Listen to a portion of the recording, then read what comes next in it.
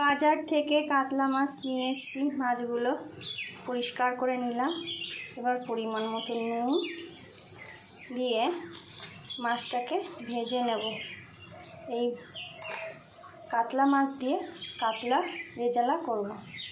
গরম জলের মধ্যে পেঁয়াজ আর রসুন আদা সিদ্ধ করে একটু সিদ্ধ করব, ঠান্ডা করে পেস্ট করে নেব। কড়াইটা গরম হয়ে এসছে, এবার মাছগুলো সব ভেজে নেব। তেলে একটু নুন দিয়ে দিচ্ছি, তাহলে মাছগুলো লেগে যাবে না কড়াইতে। মাছগুলো অল্প ভেজে নেব, একটু ব্রাউন ব্রাউন ভাজা আছে আমি তুলে নিচ্ছি। কাজু বাদাম,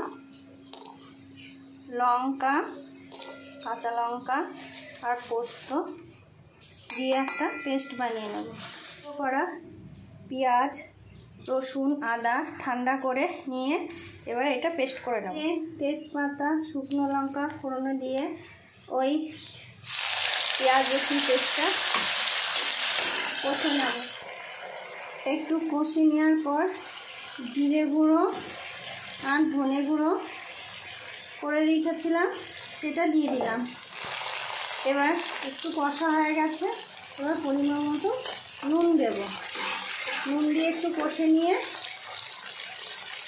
এই কাজু বাদাম আর পোস্ত এইগুলো পেস্টটা দিয়ে একটু কষে নেব। মশলাটা কষা হয়ে গেছে, এবার টক দইটা দিয়ে দেব। কষা হয়ে গেছে, এবার একটু সামান্য চিনি দেব।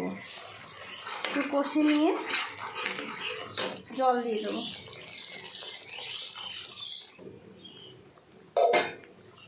এবার এক এক করে মাছগুলো দিয়ে দেব।